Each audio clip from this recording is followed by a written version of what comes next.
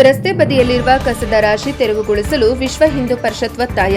ಮೂಡಿಗೆರೆ ಪಟ್ಟಣದಿಂದ ಹಾದು ಹೋಗಿರುವ ರಾಷ್ಟ್ರೀಯ ಹೆದ್ದಾರಿ 173 ಮತ್ತು 73 ರಸ್ತೆ ಬದಿ ಕಸದ ರಾಶಿ ರಾರಾಜಿಸುತ್ತಿದ್ದು, ಇದರಿಂದ ಸಾಂಕ್ರಾಮಿಕ ರೋಗ ಹರಡುವ ಭೀತಿ ಉಂಟಾಗಿದೆ. ಕೂಡಲೇ ರಸ್ತೆ ಬದಿಯಲ್ಲಿರುವ ಎಲ್ಲ ತ್ಯಾಜ್ಯವನ್ನು ತೆರವುಗೊಳಿಸಬೇಕೆಂದು ವಿಶ್ವ ಹಿಂದೂ ಪರಿಷತ್ ಮುಖಂಡರು ಶುಕ್ರವಾರ ತಹಶೀಲ್ದಾರ್ ಎಸ್ ಅಶ್ವಿನಿ ಅವರಿಗೆ ಮನವಿ ಸಲ್ಲಿಸಿದರು.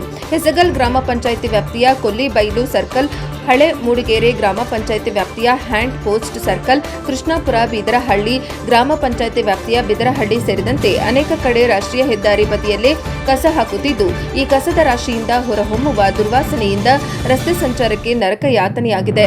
ಇದಕ್ಕೆ ಗ್ರಾಮ ಪಂಚಾಯಿತಿ ಅಧಿಕಾರಿಗಳ ದಿವ್ಯ ನಿರ್ಲಕ್ಷ್ಯವೇ ಮುಖ್ಯ ಕಾರಣವಾಗಿದೆ. ಇನ್ನು ಕೆಲವೇ ದಿನದಲ್ಲಿ ಮಳೆಗಾಲ ಪ್ರಾರಂಭಗೊಳ್ಳಲಿದ್ದು, ಇಲ್ಲಿರುವ ತ್ಯಾಜ್ಯದಿಂದ ಪರಿಸರ ಹಾಳಾಗುವ ಜೊತೆಗೆ ಕಸದ ರಾಶಿ, ಹಳ್ಳ ಕೊಳ್ಳ ಹಾಗೂ ನದಿಗೆ ನೀರು ಸೇರಿ ಕೂಡ ಕಲುಷಿತಗೊಳ್ಳುತ್ತದೆ. ಹಾಗಾಗಿ ಕೂಡಲೇ ಕಸ ತೆರವುಗೊಳಿಸಿ ರಸ್ತೆ ಬದಿ ಕಸ ಹಾಕುವವರ ವಿರುದ್ಧ ಕಠಿಣ ಕ್ರಮ ಜರುಗಿಸಿ ಮೇ ತಿಂಗಳ ಅಂತ್ಯದೊಳಗೆ ಪರಿಸರ ನಾಶಕ್ಕೆ ಮುಕ್ತಿ ದೊರಕಿಸಬೇಕು.